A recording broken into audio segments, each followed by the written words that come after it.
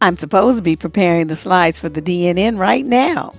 And I kind of am, but I'm taking a break and I'm going to do this because a question was posted on the comments wall and I wanted to respond to it. It was posted under a video that I did it was a live stream, right, on June 9th, 2018, called Stupid Thinking. And in it, I was going over some different scenarios that I'd run across on social media that day, one of which had to do with women being very upset at their ex getting with someone that they knew, one of their friends or something. And I shared my opinion on it. The only problem with that is for some reason that's when YouTube really wasn't acting right, and the sound was going in and out. I guess it was buffering or something. So, half of what I said you can't hear it. So let's hope that this doesn't happen this time. But she writes, "Hey Deb, the question about a friend dating your ex, I disagree with you somewhat. If I dated a guy 10 years ago, that's one thing. But if you were in love with your dude and he starts acting shady, then you broke up, then 3 weeks after the split, your girlfriend from middle school is dating him hot and heavy, wouldn't you assume that your childhood friend was betraying you the whole time that you were with him? Basically, my point is the time lapse. Huge red flag. That would be bothersome. And P.S. A friend or acquaintance dating my ex is one thing. What about a biological sister or your mom? Okay, I don't know nothing about all that. No bueno. I disagree with my mom, right? A man who I once rode. Eek. I'd love to hear your thoughts." Okay, so that's what I'm going to do because this comes up a lot.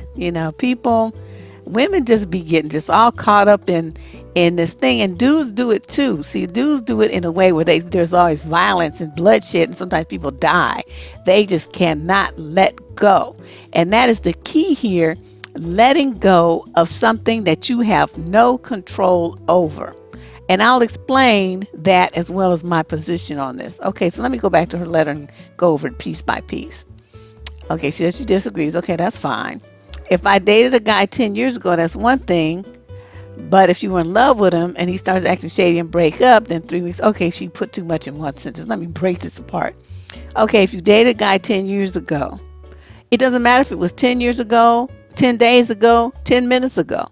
It's the same shit. He's your ex. That's nobody to you now. He ceases to exist. Those of you who want to hang on to such relationships are wasting your time. Obviously, y'all broke up because either he didn't want to be with you or he cheated you so bad that you couldn't take it anymore, so you left. So there's some reason why you should not even be giving him a second thought. Either he don't want you or he dogged your ass to the underground. Okay, so why do you give a shit what he does, where he does it, and who he does it with? Please explain that simple shit to me. I don't get it, and I think this is part of the problem with so many women. Y'all can't move on, and you can't free yourself from to meet somebody with some sense because you two be too hung up and emotionally connected to the past. You can't let it go. I mean, it's like, and there's pain involved. This is what I'm talking about. It's not like if you guys split up and you were best friends and stuff and you just said, oh, yes, I guess this isn't really working. I really love you, but only as a friend. That's not the kind of breakups that we be talking about. And even if you did only love him as a friend, you really shouldn't care who he's dealing with because you didn't even have any romantic interest in him. So no matter what position I look at this from, it makes no sense at all. There's no logical, intelligent sense for you to care who your ex deals with after you and him break up. It's just stupid. Okay, so let's move on. Now, if you were in love with your dude and he starts acting shady, then you broke up. That's why people break up. I mean, who's in a relationship that they don't love the person?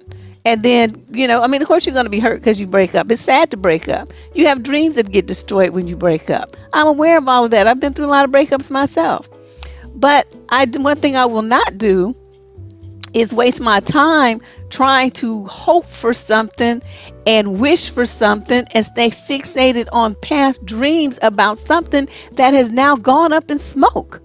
It's time to turn around and face forward. That's what my dad used to tell me. It's like, well, he told all of us, me and my brothers, you can't go two directions at the same time. And you either moving forward, or if you're looking behind you, that means you done stopped. You stopped. You can't move forward and backwards at the same time. So if you're looking behind you at what's back there, you're standing still. That's all he had to say to me. That's how my dad used to talk to me. Not really like lectures. He would give parables and scenarios and stuff like that. And I got it. That made so much sense to me. And I never, ever, ever hung on to a man or a dead relationship ever again. I never did anyway. I was young when he told me this. I wasn't even dating yet. But I never did that because it was, that lesson had been planted in my head so early that it makes no sense. And I'm a very logical person. If you give me a reason why something, is the way that it is, I'm a roll with that because that makes sense to me. Hanging on to a man who don't want you, that don't make sense to me at all. Hanging on to a man that you don't want because he dogged your ass out, that don't make sense to me neither. Okay, so let's move on to more of her letter. Then 3 weeks after he split, your girlfriend from middle school is dating him hot and heavy. Wouldn't you assume that your childhood friend was betraying you the whole time you were with him? No, I would not. Because, see, this is the kind of stuff I caution you guys from doing on this channel. I see a lot of this when I'm answering my advice questions. Y'all be over there in the audience coming up with all kind of imaginary scenarios of woulda, coulda, shoulda, maybe, mighta. Don't you think he, all this stuff. I don't know where you pulling this stuff out your ass is well, best I can assume. But it's like we don't do that. When we're dealing with an issue, you deal with the known facts. You do not create shit in your head to get upset about or to condemn somebody about or to get angry and upset about. That's not how you handle your life. You go with what you know, what is facts, what is evidentiary. And then you can never be wrong because those are facts. You start jumping to conclusions about some shit you made up in your head and taking it and putting it in your mind as a fact. Well, see, now you're running your life on some fucked up train schedule. And it's like, you are the one putting imaginary trains on the imaginary track and running with it. We don't do that. Real women should not do that. That's very childish and immature behavior. So you deal with what is. Okay, now the next issue she wrote, and this is going over 7 minutes. I didn't realize it was going to be so long. So she's talking about the time lapse is a huge red flag. It doesn't matter. Like the example I gave in that other video. Okay. I have right now a box of shoes that I don't want anymore. Some of them are almost brand new. I wore them a couple of times and I didn't like them. I liked them when I bought them. I loved them when I bought them. That's why I paid my money and brought them home. Okay, but at some point, something changed. My foot changed, the shoe, something happened, and now those shoes are going to be tossed out. I'm going to put them out at the curb. We have people that come by and pick up stuff during the heavy pickup. They can take these shoes along with my neighbors' furnitures and whatever else people put out there. Now, once it goes out of my house, actually, once it went into this box, I don't give a shit about it anymore. Who gets it now that I don't want it, what they do with it, how they wear them, who they wear them with, if the person wears a male or female, if they wear them and with the clothes don't match. I don't care what they do with the shoes that I put out at the curb. That is how you are supposed to be about an ex. You don't waste time worrying about what they do and who they do it with. Okay? That is just wasting your time and your energy. So then she says, okay, well, a friend or acquaintance dating my ex is one thing. What about a sister or your mother? No bueno. You still don't care. Now, let me tell you why. First of all, as far as the friend thing, I forgot this part too. As far as friend thing, that you might actually expect that sometimes because the fact that you two are friends means you have a lot in common. So you might find a certain traits in men, just like you do in clothes and movies and books and stuff, the stuff that you guys have in common. There might be some similarities there, in which case this person might find, this guy that you tossed out or that tossed you away attractive, and then you just step back and let that happen. You don't interfere in that. Stop trying to cock block. Sit your butt down somewhere. That's not for you. And it's like, for me, just because we didn't work out, that doesn't mean he's not gonna work out with her. You know what I mean? I mean, maybe they're a better match than we were, which is why we had problems and why we broke up. Do you feel me? So y'all want to hang? No, I know we broke up. We broke up. But I loved him though. So, I'm going to have claims. I'm going to have dibs on him forever. Nobody I know can mess with him because I messed with him. Do you realize how stupid that sounds? That don't even make sense. Now, I do admit that if it was your mother or your sister or your cousin or something, some family member close to you, you might be, it might be a bit disconcerting. I admit that, to have to come to family events and see this person. Last year and the year before that and the year before that, he was hugged up with you. And now here he is hugged up with somebody else in the same family. That might cause some problems, and confusion, especially among children. They'll be like, what's going on here? But in the reality of it, the person who should have a problem with it is them, not you. Okay, remember? You threw it away. You don't give a shit what happens with it, what they do with it, how it works for them. I hope it does work for you. I mean, you should be happy, and so should he. I mean, I loved him at one point, so it's not like I want him to suffer unless he tried to make me suffer and did some, really horrible things to me. Well, then, yeah, I want you to die. I will put the Honda in motion and try to run you down. That's my favorite method. But as far as him being, if my mother is, nasty like that, which thank God my mother wasn't. But if you have a mother who would do such a thing and, lust after your dude, well then, what you want me to do? Especially some of y'all be having mamas that's only 15 or 16 years older than you. So, the dude might be closer to her age range than he is to yours in the first place. You're going to be dealing with all these older dudes. So, there's so many different things here that we can unpack. But the bottom line is women have to learn to let go. You got to learn to let go. This is an issue, accept change. There's a video on the channel about, women and how they have a fear of change. And it might be a good idea for those of you who subscribe to this thought process to take a look at that. I'll try to remember to link it. Else you just have to click. But, you got these dreams of happily ever after. And then when it blows up in your face, it's time for you to get a new dream. You can't keep chasing after that other dream, hoping that dream comes back to you, hoping that the dream is going to materialize into what you wanted it to be, and fighting around to keep anybody else away from the dream because you want to give, him time to think and come back to you. That's your fantasy. That's not going to happen. And even if it does, it's just going to be more of the same bullshit until you finally waste more time and then you finally do break up for real.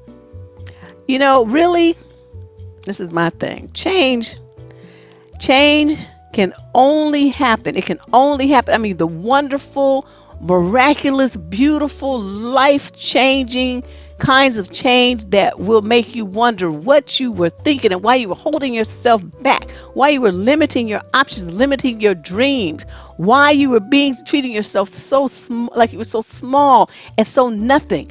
All of those things can only come to you when you accept that you can only control the stuff that you have power over.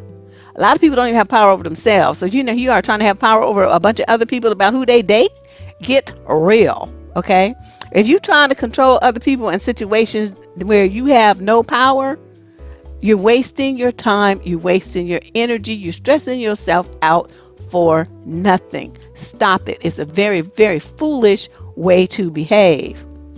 And I want to tell you once again the story of my aunt. When I was about 14, my aunt was telling me, you start dating. And this is an aunt. She was married to my uncle. So, she was like a married in aunt. And she had different thinking processes. So she's like, well, you should have on your man, just have a man and hang on to him. That's your boat. She says, you hang on to your boat. Even if he's not perfect, he's not what you really want. You hang on to your boat until your yacht comes in. That's what she said. That was her advice. And I'm looking at her. I said, but auntie, because we had boats. And my daddy had a little mini yacht called a Boston Whaler. It wasn't a big one, but it was cute. And so I said, but auntie, the yacht can't get to the port because the boat's in the way. And she just looked at me. Like I said, I was about 14 and I came up with that brilliance. But what she said made no sense to me because I had been out to the port, out to the thing where people birth their boats and stuff. And I couldn't see how that would work if the boat is there. The other boat can't get into the slough.